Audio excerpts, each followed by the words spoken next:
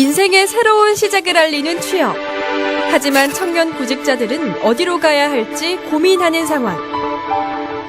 중소기업계가 문재인 대통령의 핵심 공약인 일자리 창출을 위해 청년 10만 명 정규직 채용 운동을 벌이기로 했습니다. 학벌이나 출신지, 신체 조건 등의 차별을 없애는 블라인드 채용이 공공부문에서 전면 시행됩니다.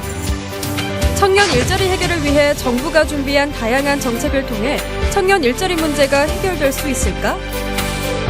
일할 의지가 있는 사람들에게 일할 권리를 부여하라. 서로 다른 눈높이를 이해하고 구인 구직난 해결을 위한 실질적인 대안. 2017 일자리 창출 전략개발 포럼에서 찾아본다. 네, 시청자 여러분 안녕하십니까? 2017 일자리 대토론의 진행을 맡고 있는 전인우입니다. 자, 소통으로 풀자 일자리 미스매치 2017 일자리 창출 전략 포럼. 오늘 3부를 시작해 보도록 하겠습니다. 자, 지난 1, 2부에서는 청년 구직자 그리고 아직도 일하고 싶은 뜨거운 열정이 있는 경력 단절 여성 구직자 그리고 중장년 구직자들의 애환에 대해서 좀 알아봤습니다. 자, 그들이 열심히 구직하는 활동도 저희들이 좀 들어봤고 전문가의 시각에서 그리고 중소기업 인사 담당자의 시각에서 이들에 대한 그 정책적 전문적 조언도 하는 시간을 가져봤습니다. 자, 오늘 포럼 제3부에서는 앞서 논의됐던 1, 2부에서 논의됐던 일자리 고민들을 모두 취합해서 앞으로 어떻게 우리나라 대한민국 구직자가 행복해질 수 있는 일자리 창출 정책을 펼쳐나갈 것인가에 대한 정책 방안에 대해서 관계자들과 함께 말씀을 나눠보도록 하겠습니다. 자, 본격적인 토론에 앞서서 오늘 함께 하실 전문가들을 소개해드리도록 하겠습니다. 자, 제 오른쪽부터 자기소개 좀 부탁드릴게요. 경기도청 일자리경제정책과장 이재영입니다. 반갑습니다. 네, 반갑습니다. 과장님. 네, 반갑습니다. 경기도의회 경제과학기술위원회 자유한국당 소속 동촌 출신 홍석우 의원입니다. 반갑습니다. 네, 홍 의원님 바쁘신데 나와주셔서 감사드리고요. 네. 네, 안녕하세요. 반갑습니다. 경기도 일자리 고용 서비스를 제공하고 있습니다. 경기도 일자리 재단에서 왔습니다. 김하수 대표입니다. 반갑습니다. 네, 일자리 창출 정책에 바쁘실 텐데 나와주셔서 감사합니다. 네. 예, 안녕하세요. 경기도 지역인적자원개발위원회 사무국장을 맡고 있습니다. 김봉훈입니다. 네, 사무국장님 나와주셔서 감사드리고요. 자, 오늘 함께 얘기를 나눌 2017 일자리 창출 전략 포럼 주제를 저희들이 화면으로 좀 준비해봤습니다. 화면부터 보시죠. 2017 일자리 창출 전략개발 포럼 세 번째 시간. 오늘의 주제를 공개하겠습니다. 영상을 통해 만나보시죠. 누구나 일하고 싶다. 원하는 만큼 일하고 꿈을 펼칠 수 있는 기회를 가지고 싶은 건 근로자라면 누구나 원하는 꿈. 이를 위해서 마련된 고용 계획들. 정부 주도 아래 전국에서 청년 일자리 창출 및 고용 계획이 시행된 지 어느덧 5년. 전체적인 일자리의 숫자는 늘리고 노동시간과 비정규직은 크게 줄여서 일하는 사람들의 고용의 질을 높이겠다. 이것이 바로 정부의 일자리 정책 핵심. 대통령 직속으로 설치된 일자리위원회. 청년 고용 의무제가 확대되고 공공기관 청년 고용 의무 비율이 매년 정원의 3%에서 5%로 늘어나는 수준. 민간 부분에서도 청년들의 신규 채용을 늘리도록 청년을 많이 채용하는 기업에는 별도의 인센티브를 제공하는 방안도 검토 중이다. 중소기업이 청년 3명을 정규직으로 채용할 경우 1명분 임금을 지급하는 추가 고용 장려금 제도도 신설돼 2020년까지 매년 2만 원을 신규로 지원할 방침이며 취업 성공 패키지 3단계와 연계해 3개월간 매월 30만 원을 지급하는 구직 촉진 수당도 신설된다. 좋은 일자리를 늘려 국민의 삶을 여유롭게 하겠다는 정부의 일자리 대책. 과연 그 성과는 어떨까? 좋은 일자리를 만들기 위한 새로운 일자리 대책들이 등장했죠. 청년 구직자들을 비롯한 일하고 싶은 구직자들에게 새로운 희망을 주고 있는데요. 과연 그 과정과 성과는 어떨지 오늘 2017 일자리 창출 전략개발 포럼을 통해서 꼼꼼하게 이야기 나눠보시죠.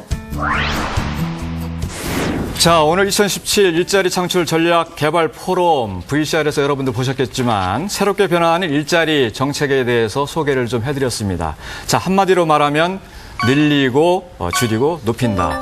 이렇게 좀 되어 있는데요. 자, 전체적인 일자리 숫자는 늘린다. 그리고 노동시간과 비정규직은 줄인다.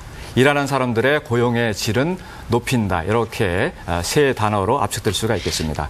자, 정부에서도 공공부문의 일자리를 2020년까지 81만 개를 만들어내겠다. 이렇게 정책을 좀 펼치고 있는데요. 자, 이러한 그 중앙정부의 일자리 정책에 대해서 지자체 입장도 상당히 여러 가지 관심을 가지고 있을 것 같습니다. 그래서 현 정부의 일자리 정책에 대한 지자체 입장을 먼저 듣고 본격적으로 토론을 해보도록 하겠습니다. 자, 이 과장님 어떻게 보시나요? 예, 현 정부에서는 이제 일자리 중심 국정운영 체계 구축과 11조 원의 추경으로 일자리 창출과 일자리 질 개선을 위하여 세 가지 기본 방향을 갖고 있습니다.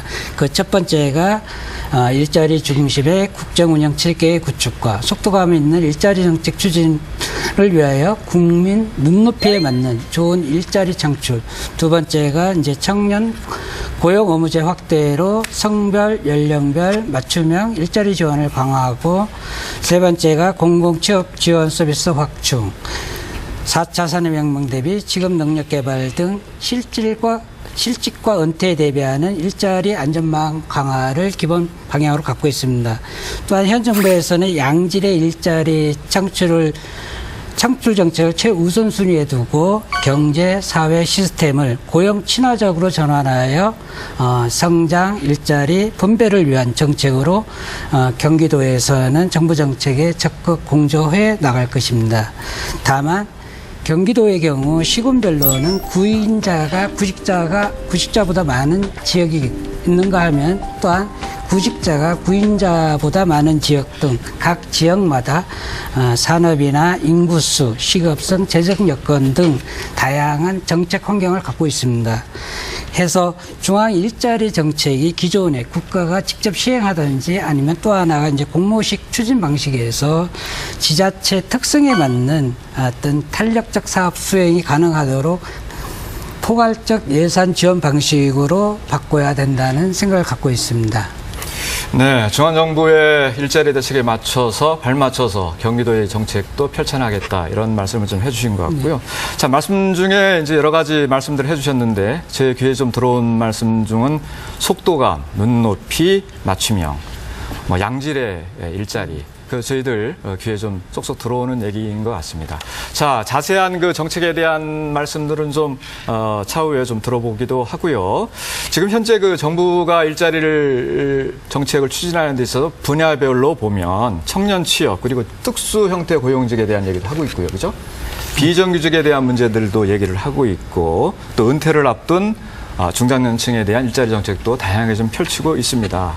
자, 이러한 그 우리나라에서의 다양한 분야의 일자리 정책을 얘기하다 보면 늘 이제 해외에 대한 사례는 어떤가, 거기에 좀 관심들이 좀 많으신 것 같아요. 그래서 일단 해외에서는 어떻게 이런 문제들을 해결하고 있는지 좀 살펴볼 필요가 있는 것 같습니다. 자, 어떻게 지금 진행이 되고 있나요? 예, 제가 여기 오기 전에 네덜란드하고 독일, 영국의 세 나라의 사례를 살펴봤습니다. 네덜란드는 근로시간 단축을 통해서 시간 선택제 일자리를 정착시킨 성공 사례로 꼽히고 있습니다. 지금 네덜란드의 고용률은 75%이며 이 중에서 시간 선택제 일자리 비중은 37%에 달하고 있습니다.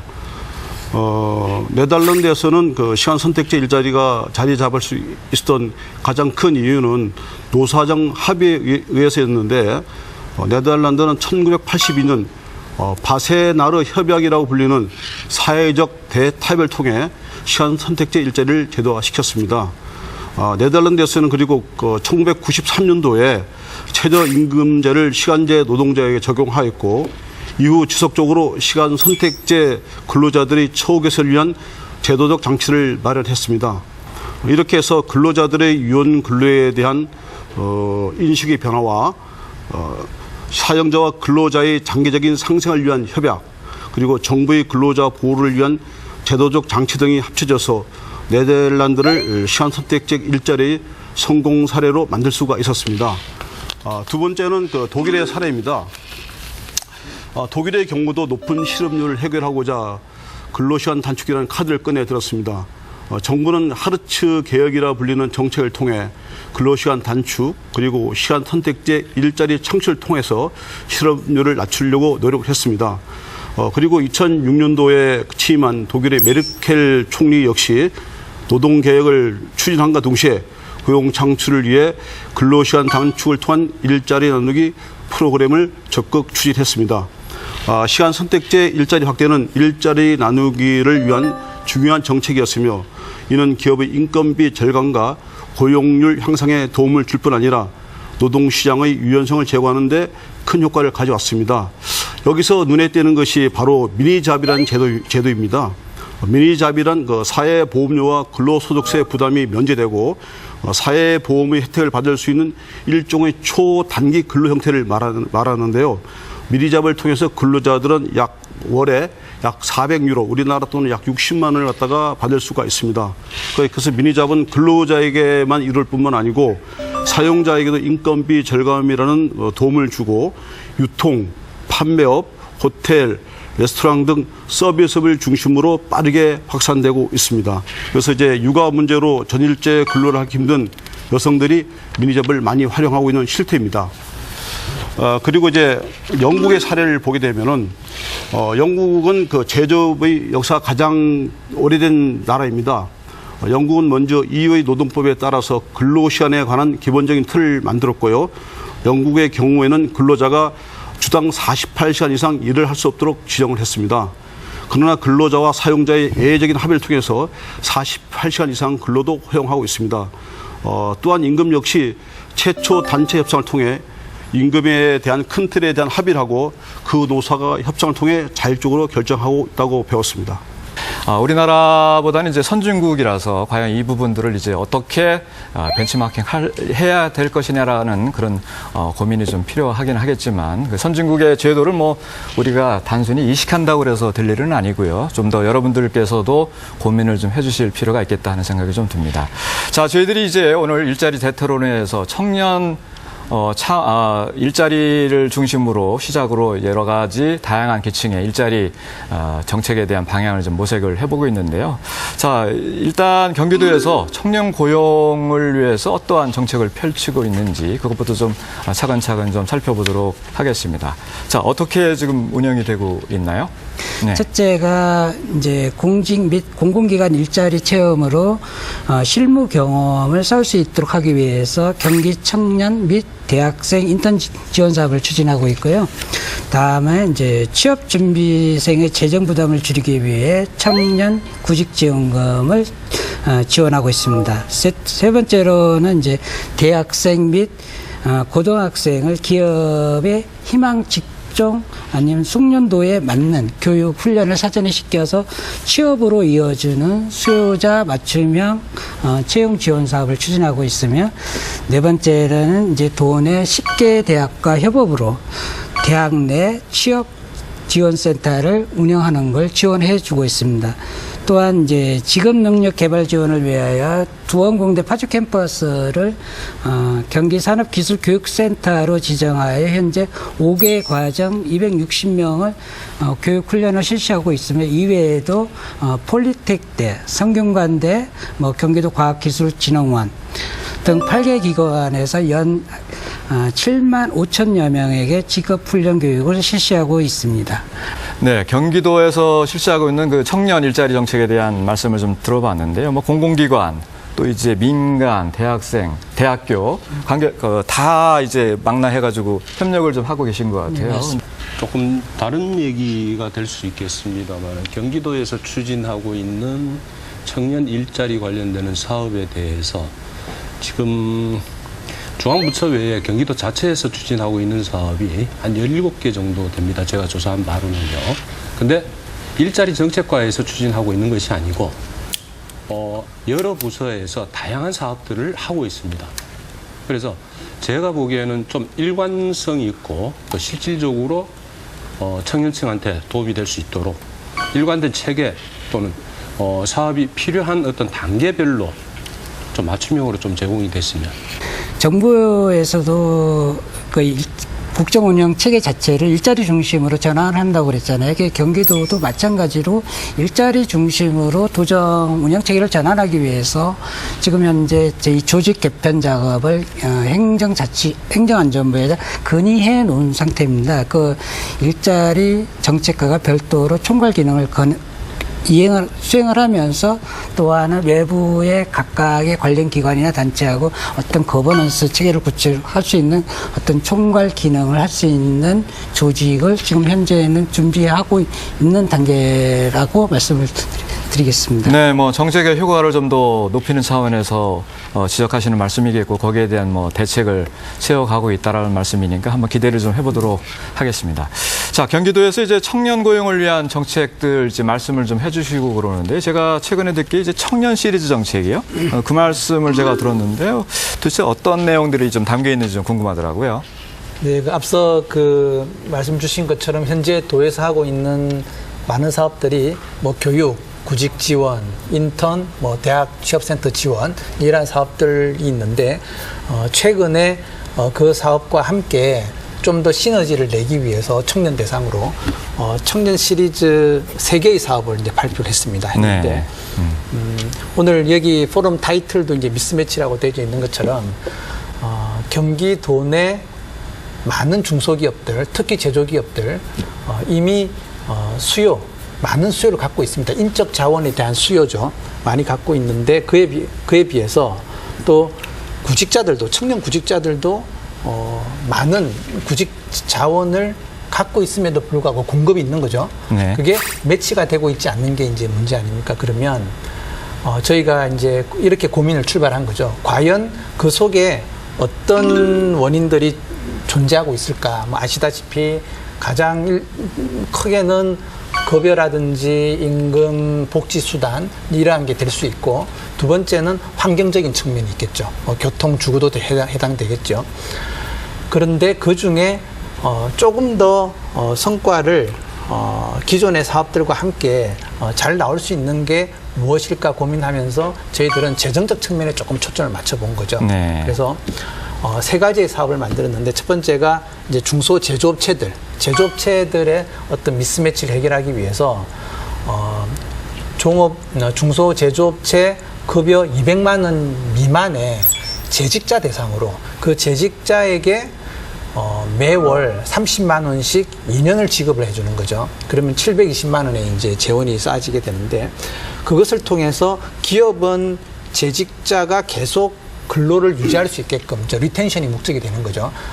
가게끔 하고 그리고 구직자 또는 구직자는 차수를 모집 차수를 다단함으로써 두 번째, 세 번째, 네 번째 모집 때는 현재 내가 구직자이지만 그때는 재직자로 이제 전환이 될 수가 있지 않습니까? 그렇게 함으로써 중소제조업의 인력이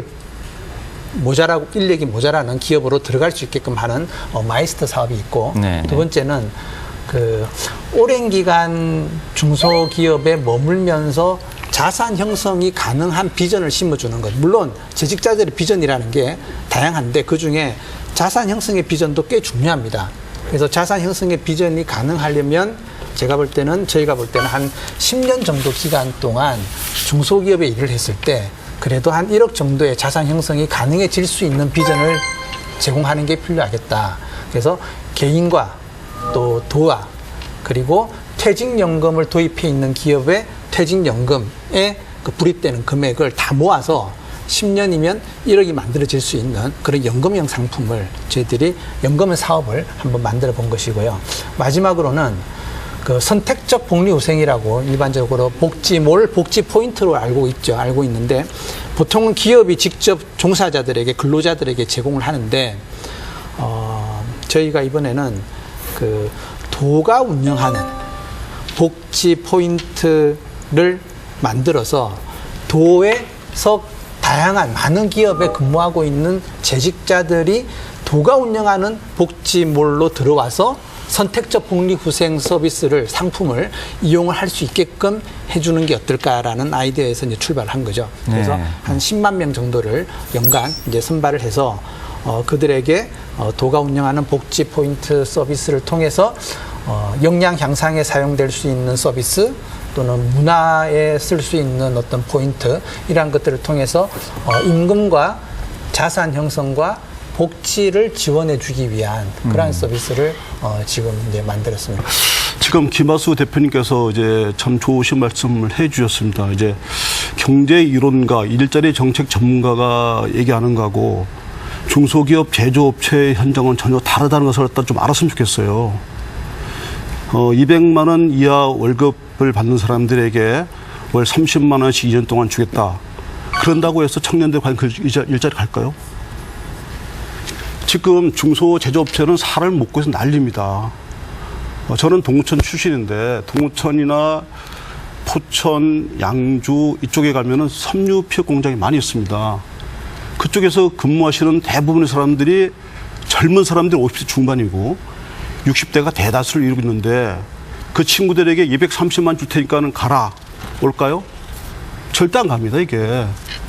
그래서 이제 구직 구인난을 갖다가 취급할 때, 다룰 때 우리는 경제학자들이 말하는 이야기하고 중소제조업체 사장들의 느끼는 체감 온도가 전혀 다르기 때문에 일단 현장에 가셔서 중소제조업체들 사장님이라든지 소상공인들 대표를 만나가지고 자, 구직을 갖다가 하고자 하는데 어떤 게 문제가 있느냐. 이런 현장의 목소리를 좀 들었으면 좋겠어요. 지금 제조업체들에서 일하는 사람들이 대부분이 외국인들입니다. 외국인들이 왔다가 가게 되면요. 한 개의 라인이 있을 뿐만 아니라 한 공장을 몽땅 가동을 중단해야 되는 그런 실정인데 30만 더 줄게, 50만 더 줄게. 청년 절대 안 갑니다. 이런 시대는 고치지 않는 한요. 아무리 우리가 좋은 정책을 내놓는다 하더라도 공연불이라고 말씀드리고 싶습니다. 네, 홍 의원께서 지적해 주신 점 아주 중요하다고 보고 있습니다. 현장과 이론적 설계와의 괴리 문제는 뭐 늘 이제 그 정책에서 문제가 되는 사안인데 그런 점을 최소화하는 것들이 좀 중요하다는 생각이고요. 특히 이제 지적하신 바와 같이 이제 업종의 특성에 따른 그 취업 구조도 현실적인 문제이기 때문에 그런 부분을 좀 꼼꼼히 챙겨보시는 게 좋을 것 같네요. 설계 중이고요. 네. 설계 중이라서 조금 더 보완해야 될 점을 계속 만들어야 됩니다. 만들어야 되고 환경이나 교통이나 다른 근무 여건 때문에 전혀 관심을 갖고 있지 않는 청년도 또 분명히 있습니다. 그래서 또 말씀 주신 것처럼 제조업의 청년 단절 현상, 청년층이 완전히 비어지는 공동화 현상도 많이 나타나고 있기 때문에 조금 더 계속 보완을 해서 정말 중소기업에 들어갈 수 있고 또 재직이 유지될 수 있는 게 뭘까를 조금 더 또 사업주들의 또 의견도 더 들으면서 그렇게 한번 설계를 조금 더 꼼꼼히 살펴보겠습니다. 네, 뭐 청년 일자리 정책만 주제로 해서 다뤄도 뭐 시간이 좀 부족하죠, 사실. 그러나 시간의 한계상 오늘 그 청년 일자리에 관한 논의는 여기서 좀 마무리를 좀 짓고요. 지금 경기도 일자리 정책에 대한 얘기를 나누면서 전반적으로 고용 정책, 중앙정부와 지자체 정책을 어떻게 조화롭게 협력해서 갈 거냐라는 문제를 포함해서 전문가들의 얘기를 좀 들어보고 있는데요. 자, 청년 고용 문제는 말씀드린 것처럼 이렇게 좀 간단히 좀 정리를 하고 또 중요한 그 포인트가 있지 않습니까? 임신, 출산, 뭐 그런 육아 문제로 인해서 여성 인력이 경력 단절되는 그 문제도 우리 사회의 커다란 손실이다 이렇게 볼 수가 있겠습니다. 자, 그러면 경력 단절 여성에 대한 정부 정책과 지자체의 고민은 또 무엇인지 짚고 넘어갈 필요가 있을 것 같습니다. 자, 저희가 준비한 화면이 있는데요. 화면으로 만나보시겠습니다. 경력 단절 여성의 고용 정책에 대한 경기도의 고민, 어떤 것들이 있는지 영상으로 먼저 만나보시죠. 대한민국의 많은 여성들이 결혼, 임신, 출산, 육아를 이유로 경력 단절을 경험하게 된다. 기혼 여성의 75%가 겪는 경력 단절. 경단녀로 인해 생기는 사회적 손실이 무려 1년에 15조. 경력 단절이 일어나지 않았고 사회적으로 일을 했더라면 사회적 비용 15조 원이 절약된다는 의미. 1년 정부 예산이 400조 원인 것을 감안하면 놀라운 액수. 이를 해결하기 위한 정부는 여성들을 위한 직업 교육 및 취업 알선을 지원하고 있다. 경기도 일자리 재단에서도 직장에서 나와 창업을 하고 싶어하는 여성들에게 초기 창업에 필요한 교육 프로그램을 운영하고 사업에 필요한 컨설팅을 지원하는 중이다. 정부가 제공하는 육아 휴직제도, 그리고 유연 근무제는 어떤 효과를 가져올 수 있을까? 여성들이 활발히 경제 활동에 뛰어들면서 여성 경제활동 참가율이 역대 최고치를 기록했습니다. 이제 경단녀도 일할 수 있다. 다양한 지원 정책을 통해 경단녀의 새 시작을 응원한다. 일하고 싶은 경단녀, 정부는 다양한 지원 정책들을 펼치고 있습니다. 이를 좀 더 현실적으로 실행해 나가고 또 좀 더 빨리 정착시키기 위한 지자체의 노력도 함께 진행되어야 하지 않을까요? 자, 경력 단절 여성을 위한 일자리 정책 아무리 강조해도 지나치지 않을 걸로 봅니다만 오늘 참석해 주신 전문가들께서는 어떤 생각을 하는지 한번 들어보도록 하겠습니다. 이제 경력 단절 여성들이 이제 보면은 공공기관에는 해당이 되지 않아요. 출산휴가, 보육휴가 들어간다 하더라도 대체 인력이 있는데 문제는 민간 기업에 근무하는 여자 직원들은 출산휴가, 휴가를 쓰기는 너무 눈치가 보이거든요. 갔다 오게 되면 일자리 책상이 없어진다든지 자리를 뺀다든지 하기 때문에 함부로 휴가나 출산휴가를 쓰지 못하는 그런 경우가 있습니다. 그래서 이제 경력 단절이 생길 수밖에 없는데 제가 얼마 전에 그 대리운전을 갖다가 한 적이 있습니다. 대리운전 했더니 우연찮게 얘기하면서 원래 직업이 뭐합니까? 했더니 어디 연구원이래요. 아, 그래요? 연구원이 어떻게 대리운전을 합니까? 라고 했더니 자기 아내도 같은 연구원이 있는데 애를 낳다 보니까 도저히 육아와 보육을 같이 할 수 없어가지고 당신은 집에서 애를 지켜라. 애를 같이 키워라. 내가 돈 벌겠다. 그리고 낮에는 회사에서 일하고 연구소에서 일하고 밤에는 대리운전을 갖다가 함부로 인해가지고 부인이 벌었던 부분 갖다가 메꾸기위해서 대리운전을 하는 모습을 봤습니다. 그러니까는 그 연구원은 그 박사를 받은 사람인데 그런 우수한 인재가 육아와 보육을 위해서 자기의 경력 갖다가 몽땅 다 접어야 된다는 현실을 볼 때 이건 참 국가적인 낭비다라고 저는 판단했고 경력 단절 여성들을 최소화할 수 있는 정책을 갖다 수립해야 된다고 정말 절실히 느끼고 왔습니다. 그래서 우리 국가 차원에서도 이런 우수한 인재들 갖다가 사양시키기보다는 그 우수한 인재들 갖다가 사회에서 일을 할 수 있게끔 그런 정책적 배려가 국가에서 무엇보다도 시급히 시행돼야 된다고 저는 생각을 했습니다. 여성분들이 경력 단절 이후에 재취업을 하지 않습니까? 아니면 이제 창업을 하는데요. 기존에 자기가 하던 거를 그대로 좀 하는 경우가 거의 없지 않나 싶어요. 그러니까 재취업을 해도 상당 부분 맞습니다. 다른 업종에서 그게 이제 10년이라는 기간의 이제 사라짐 때문일 수도 있죠. 산업 구조도 이제 많이 바뀌었기 때문에 그래서 이제 경력 단절 여성들에 대한 사업은 교육부터 출발하는 사업이 상당히 많죠. 그래서 교육부터 출발을 해서 함께 이제 상담 알선까지 연결을 하는 보통 이제 도내 일자리 센터에서는 교육 사업을 거의 하고 있지는 않습니다. 그러니까 집단 상담과 알선 정도라면 세일센터에서는 교육 사업이 그래서 상당히 중요해지는 거죠. 그리고 새로운 사업들을 계속 발굴을 합니다. 각 센터의 성격에 맞게끔 산단 성격에 맞는, IT 성격에 맞는 또는 지역 성격에 맞는 사업들을 새롭게 계속 만들어내서 또 중앙에 제안을 해서 사업을 만들어서 하는 이제 그러한 어떤 특성이 이제 여성 아무래도 일자리 고용 서비스이다 보니까 반영되는 거죠. 그러면 현실적으로 그러니까 자기가 경력이 있던 그런 그 직종이 아닌 직종에서 할 수밖에 없는 게 현실이라서 고통스럽게 좀 감내하고 받아들이고 있는 것 같아요. 그래서 이제 여러 가지 그런 부분에 대한 그 이해랄까 그런 것도 좀 필요하지 않을까 그래서 싶어요. 이제 교육 과정들도 한두 달 이렇게 짧게 하는 교육보다는 한 4개월, 한 420시간 정도 교육을 함으로써 이제 입직이 가능할 수 있는 프로그램들을 자연스럽게 그런 프로그램들이 많아지게 되는 거죠.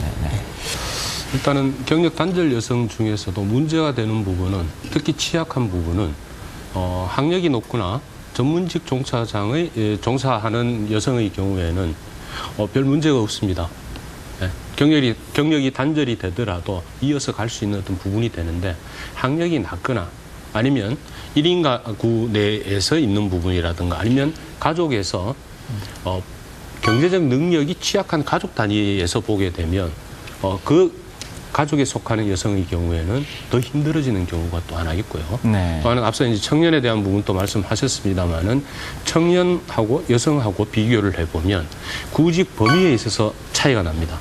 이 청년의 경우에는 구직 범위가 거주지에 있어서 이동이 자유스럽기 때문에 먼 거리까지, 원거리까지 이동이 가능합니다. 구직 범위가 넓은 대신에 경력 단절 여성, 특히 여성의 경우에는 육아 보육에 대한 부분이 책임을 져야 되기 때문에 일반적으로요 책임을 져야 되기 때문에 근거리에서 가까운 거리에서 직업을 선택할 수밖에 없는 부분이 있습니다.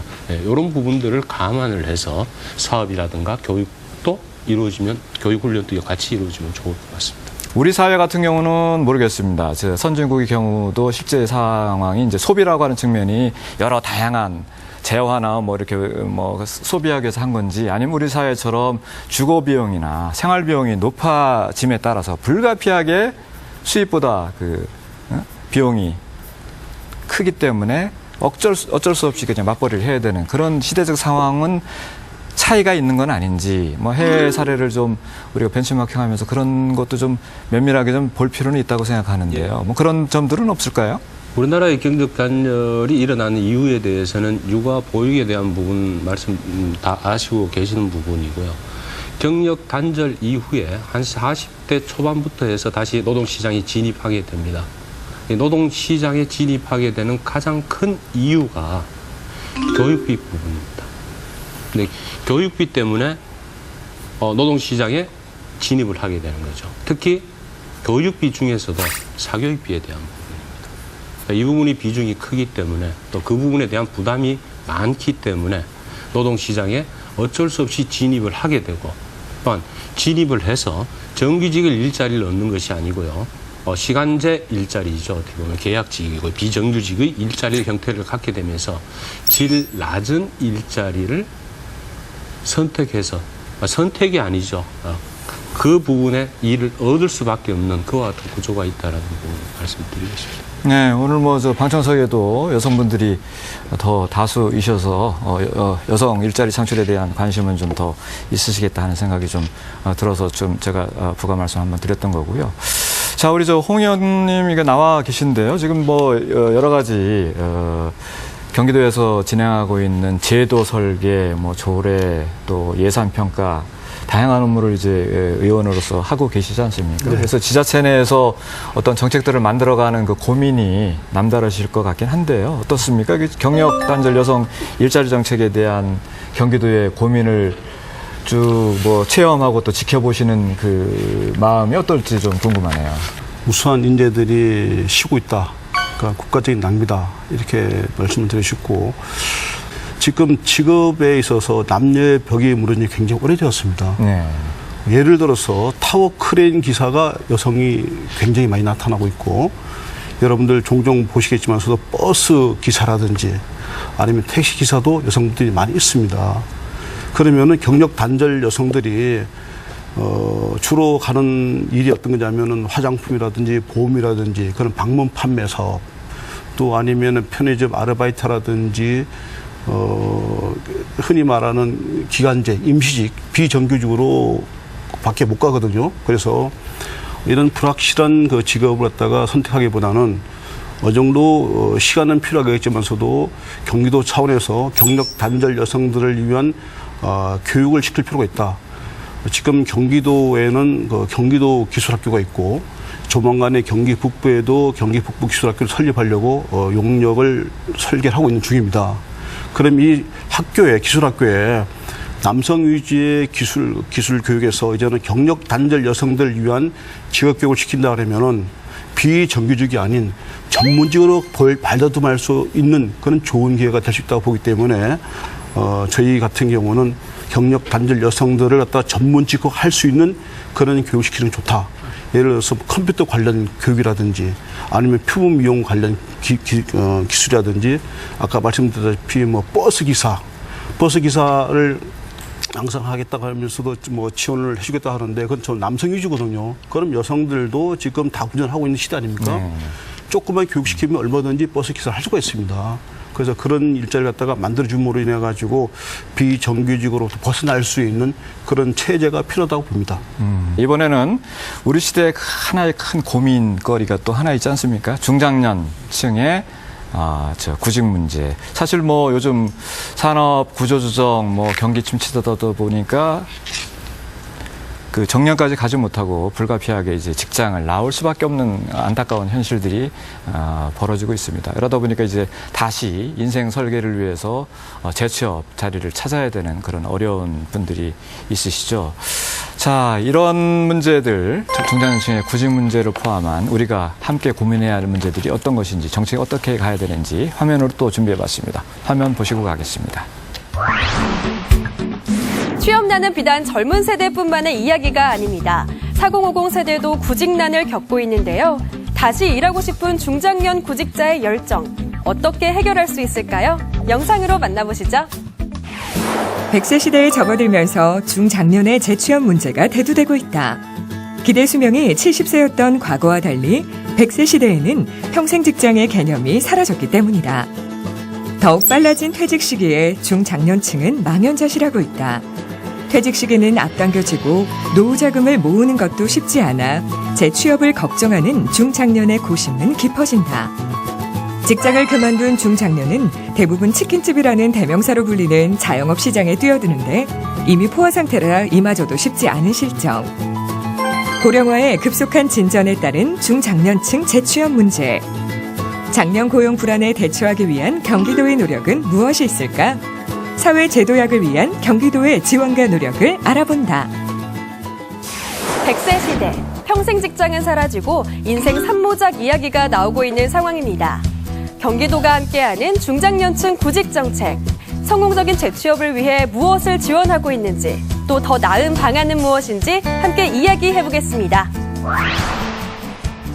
자, 어떻게 봐야 될까요? 뭐 베이비 부모 세대들이 이제 본격적으로 나오기 시작한 지가 몇 년 됐죠. 이 부분이 좀 종결이 되면 중장년층 구직 그 문제가 해결될 것 같지는 않고요. 인구 구조적인 측면보다는 또 여러 가지 산업 구조, 경기적인 문제 복합되어 있는 걸로 좀 여러 가지 말씀들을 합니다만은 오늘 나와 계신 분들은 어떤 생각을 하는지 한번 말씀을 좀 들어보도록 하겠습니다. 자, 홍 의원님 먼저 좀 말씀 좀 해주시죠. 네, 직업이 없다. 실적을 했다. 그러면 뒷모습을 바라보는 아이들이나 아내에게는 어떤 모습을 비춰질까 심각한 고민이거든요. 그래서 우리 사회에서도 중장년층들을 위한 취업 대책이 청년 취업도 물론 중요하지만서도 그에 못지않게 특단의 대책을 세울 필요가 있다고 저는 말씀드리고 싶습니다. 자, 이게 경기도도 그 산업적인 특성을 어떻게 봐야 되는지 모르겠네요. 우리 과장님, 경기도의 산업적인 특성을 뭐 어떻게 봐야 되나요? 그 기계, 제조업 중심으로 봐야 되나요? 어떻게 봐야 되나요? 이게 종사자 수로 따졌을 때는 30%고 사업체 수로 따졌을 때는 29% 정도를 차지하고 있는데 제조업 비중이 굉장히 높고 또 하나가 이제 특성이 첨단 산업 위주로 조성이 됐다는 거죠. 삼성의 고속 선단이라든지 하이닉스 또는 LG, 필립스 이런 정도로 첨단 산업 단지로 이루어져 있고 거기에 이제 뒷받침하는 게 중소제조기업이라는 거죠. 그래서 이제 저희 경기도 입장에서는 중소제조기업의 미스매치가 굉장히 심화가 되고 있습니다. 전국의 미스매치율이 20%인데 경기도 같은 경우는 27% 수준입니다. 그래서 요번에 이제 지난번 16일 날 일자리 일하는 통장 시리즈도 그렇게 발표된 동기가 그러한 산업적 근거로 인해서 이제 추진하게 된 사업입니다. 자, 중장년층 일자리 대책에 대한 말씀들을 좀 나눠보고 있습니다. 자, 경기도 일자리 재단에서도 당연히 이제 이런 프로그램을 좀 운영을 하고 계실 건데요. 어떤 프로그램이 있을지 시청자 여러분들도 좀 궁금해하실 것 같네요. 예, 어떤 것들이 있을까요? 앞서 청년은 공급의 이슈가 있었죠. 수요는 충분한데 공급이 따라가지 않는 거라면 중장년은 거꾸로죠. 거꾸로 공급은 충분히 있는데 수요가 없는 거거든요. 그래서 저는 그 수요가 없는 없는 것에는 직무 역량이 하나의 직무로 모든 대부분의 세대 이제 중장년에 해당하는 분들이 쭉 직선으로만 올라가 있기 때문에 그렇다라는 거죠. 그래서 조금씩 한 10년 넘어가는 경력부터는 조금씩 옆으로 옮겨가는 그러한 준비를 해야 되고, 그것을 결국은 지역사회의 대학들과 함께 하는 게 좀 중요하지 않는가라는 생각이 들고요. 이제 저희가 중장년 대상 하고 있는 사업은 그래 많지는 않습니다. 사실 한 서너 개 정도의 사업을 갖고 있는데, 대부분의 사업이 4050 대상으로 어떤 특강을 통해서 어떤 상담과 알선을 필요로 하는 후보자들을 확보를 하거나, 또는 어떤 청년들에게 멘토링을 제공을 할 수 있는 중장년 세대들을 확보를 해서 멘토링에 대한 사업과 동시에 이제 알선을 통해서 기업에 이제 연결해 줄 수 있는 그런 연계 사업들 중심으로 하고 있는데, 저는 이 사업들의 대부분이 짧은 어떤 교육, 그러니까 이제 자신감과 자기 효능감을 떨어뜨린 채로 대부분 나와 계시거든요. 그래서 그것을 짧은 시간 동안 좀 높여서 그 자신감과 자기 효능감을 가지고 새로운 이제 기업에 들어갈 수 있게끔 해주는 사업 중심으로 이제 펼치고 있는데, 저는 아직은 저희 재단에서는 이 수준에서 크게 못 벗어나고 있지만, 저는 조금 더 이제는 확장을 한다면, 앞서 경력 단절 여성의 경우에는 200시간에서 400시간 이상의 그러한 어떤 과정들이 있지 않습니까? 있는 것처럼, 저는 이제 중장년층도 한 300에서 한 500시간 사이에 어떤 비교적 긴 프로그램을 통해서 현재 내가 익혀와고 전문성을 가져왔던 영역에서 조금 더 새로운 게 보태졌을 때 나의 경쟁력이 뭐가 더 높아질 수 있을까, 그렇게 접근을 하는 어떤 프로그램들이 좀 많아지는 게 필요하지 않을까. 그래서 저희 재단도 그러한 방향으로 중장년 프로그램들을 향후에서 조금 만들어갈 계획을 갖고 있습니다. 장기적인 관점에서 중장년 그 일자리 대책 어떻게 가야 할지, 각 필요성은 어떤지, 그것도 좀 여기 관계자들 분들 얘기를 들어볼 필요가 있을 것 같습니다. 직접적으로 이제 홍 의원께서도 그 관여를 많이 하실 것 같은데 어떤 의견이세요? 일단은 이제 저희가 100세 시해를 앞두고 있기 때문에 공직 생활 등으로 인해 가지고 연금이 충분히 확보되지 않은 사람 입장에서는 70세, 80세까지 일을 해야 되는 그런 구조가 되어 있습니다.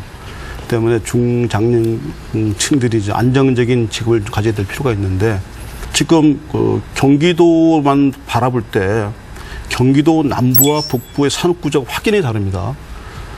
경기 남부는 삼성전자, 하이닉스 등등 해가지고 첨단 산업 위주로 있기 때문에 그나마도 일자리가 갈만한 일자리 많이 있어요. 네. 경기 북부는 섬유, 피혁, 가구 등이 있기 때문에 갈 자리가 마땅치 않습니다. 또 안 가려고 그래요, 사람들이. 그래서 현장에서는 사람 구해달라고 그러고, 이런 일자리 생각 가세요 그러면은 나 그런 자리 안 간다 그러고, 이런 게 미스매치가 자꾸 벌어지고 있습니다.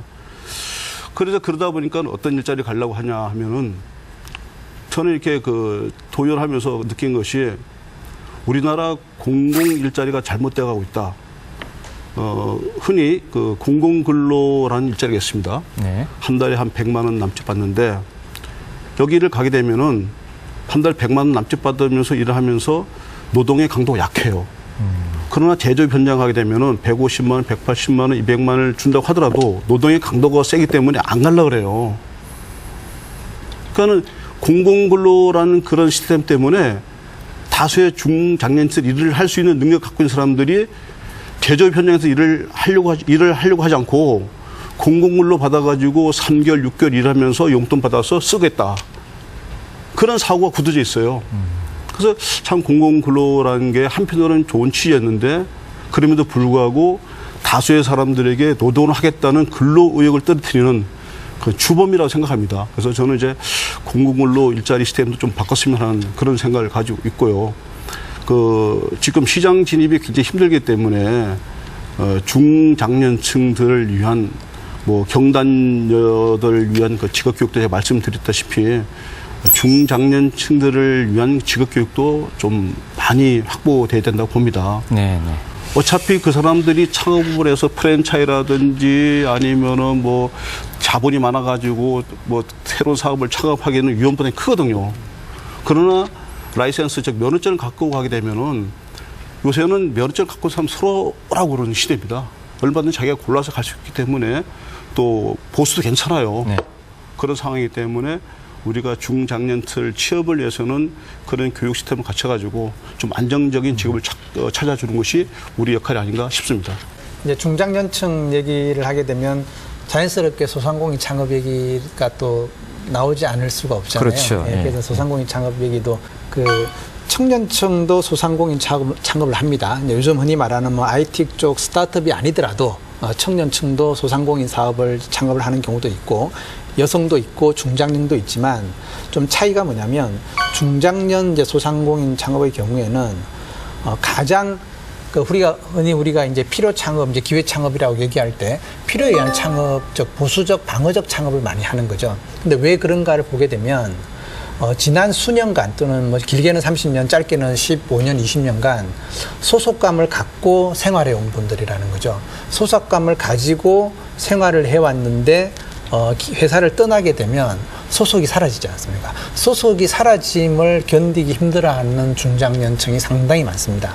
그러다 보니까 조금 성급하게 소상공인 창업 또는 프랜차이즈 창업으로 이제 나가게 되는 거죠. 그런데 청년이나 여성들의 경우를 보게 되면 소상공인 창업을 하더라도 이런 시간 내에 어떤 그 창업이 실패하게 되는 시간이 오히려 중장년 창업보다도 조금 더 시간이 더 길어요.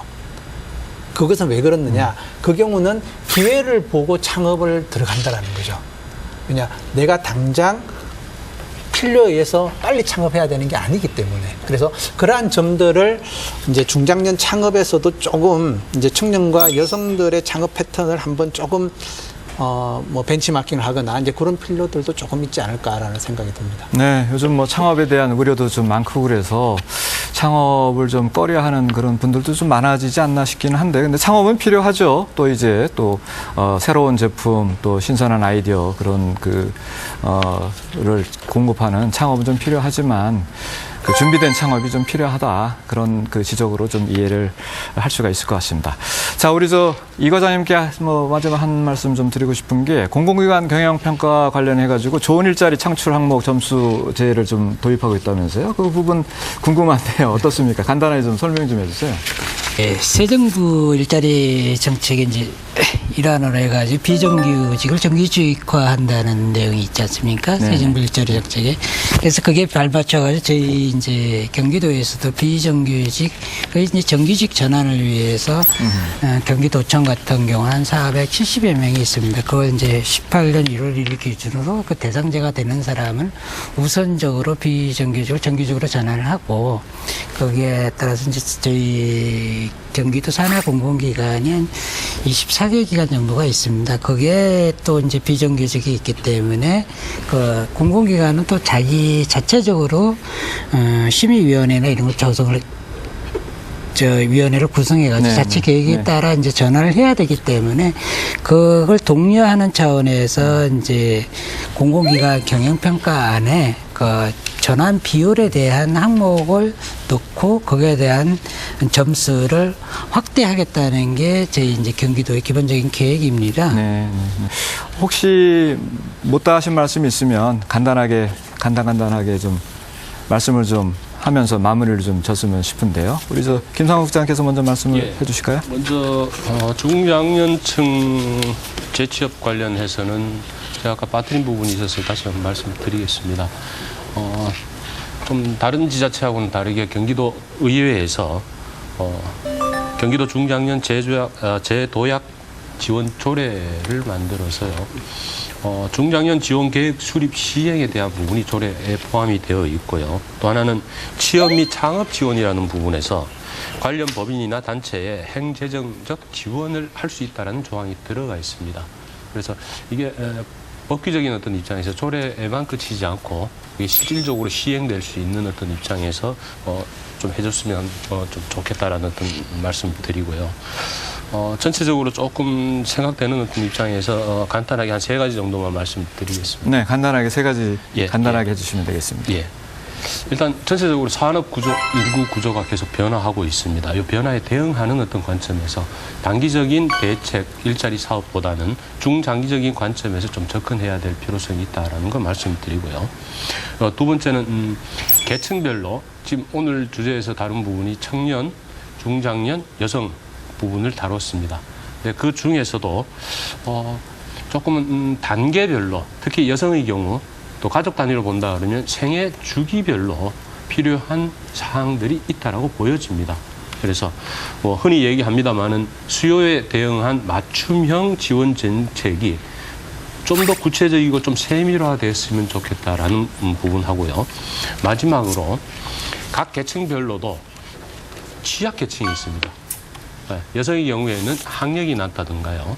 그다음 청년의 경우에는 니트족이라든가, 그다음 중장년층이라는 부분도 마찬가지게 되었습니다만은 경력도 없고 교육 수준도 낮은 이와 같은 취약계층을 실질적으로 좀 지원해 줄 수 있는 그런 방안들이 좀 마련되었으면 좋겠다라는 말씀드리고 싶습니다. 네, 김 대표님께서는요. 이제 각 대상별로 오늘 조금 접근을 했지 않습니까? 이제 조금 좀 키워드라고 할까? 이제 그걸 조금 드리면 우선 이제 청년만 놓고 보면 그 긴 모색의 시간을 갖고 있잖아요. 갖고 있는데 저는 이를 통한 모색을 하면 좋겠다. 이를 통해서 모색을 하자. 그러니까 일자리를 갖고 있지 않은 상태에서 모색을 하는 것보다는 일자리를 갖고 있는 상태에서 이를 통해서 모색의 시간을 갖는 게 좀 필요하지 않을까라고 좀 말씀드리고 싶고, 이제 여성 경력단절 여성의 경우는 우리가 재단이 또는 우리 이제 세리센터가 여성에게는 어떤 자신감 그리고 자기 효능감을 갖고 새롭게 일을 시작하는 게 가장 중요하거든요. 그 든든한 지지자가 우리가 될 수 있게끔 저희들이 좀 기여를 하겠다라는 걸 말씀드리고 싶고요.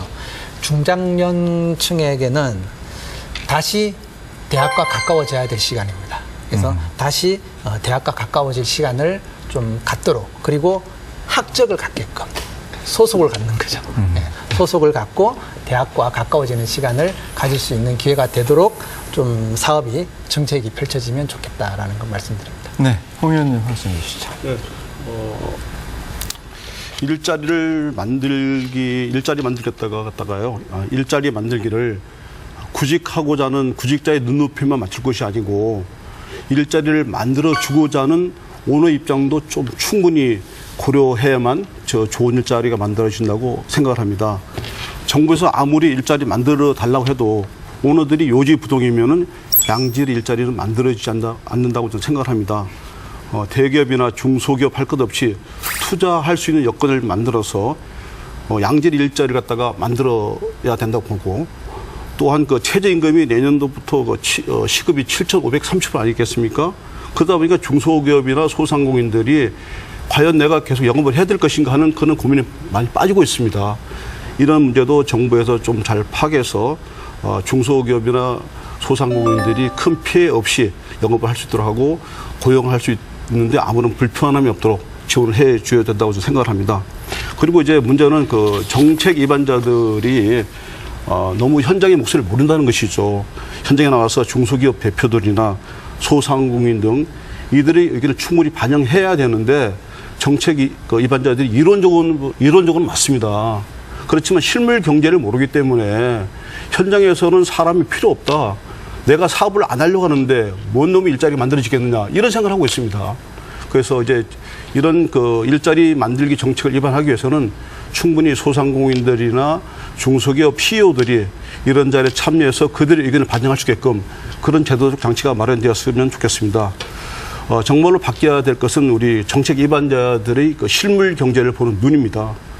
청와대 일자리위원회 같은데 교수님, 박사님, 연구원 대신에 중소기업 대표, 그다음에 시장에서 장사하시는 분, 사장님들 모셔놓고서 어떻게 하면 이 양질 일자리 만들어질 것인가 하는 그런 자문을 받아보는 것도 좋지 않나 싶습니다. 네, 여러 마무리 말씀 좀 들어봤는데요. 지금까지 보시다시피 저희들이 청년층, 경력 단절 여성, 그리고 중장년 구직자의 재취업 정책, 특히 또 경기도 일자리 재단의 재취업 프로그램, 일자리 프로그램에 대해서 알아봤고요. 해외 사례까지도 저희들이 좀 살펴봤습니다. 전문가들을 모시고 더 좋은 일자리를 위한 최적의 일자리 대책은 무엇인가에 대해서 저희가 의견을 좀 수렴해보자 했습니다. 자, 여러분들 그 4대 의무 중에 근로의 의무도 있죠. 근로가 또 권리가 될 수도 있습니다. 의무를 넘어서 권리가 될 수 있도록 원하면 일할 수 있고 좋은 일을 할 수 있는 그런 일자리를 제공하는 나라가 내일이 있는 나라다 이런 생각도 좀 해보게 됐습니다. 자, 국민 모두가 행복하게 일할 수 있는 그날 오기를 바라면서 오늘 2017 일자리 대토론회 일자리 창출 전략개발 포럼은 여기서 마치도록 하겠습니다. 예, 함께해 주신 시청자 여러분 감사드리고요. 함께해 주신 방청객 여러분도 감사드립니다. 예, 바쁘신데 나와주셔서 전문가 여러분에도 감사드립니다. 여기서 마치도록 하겠습니다. 안녕히 계십시오.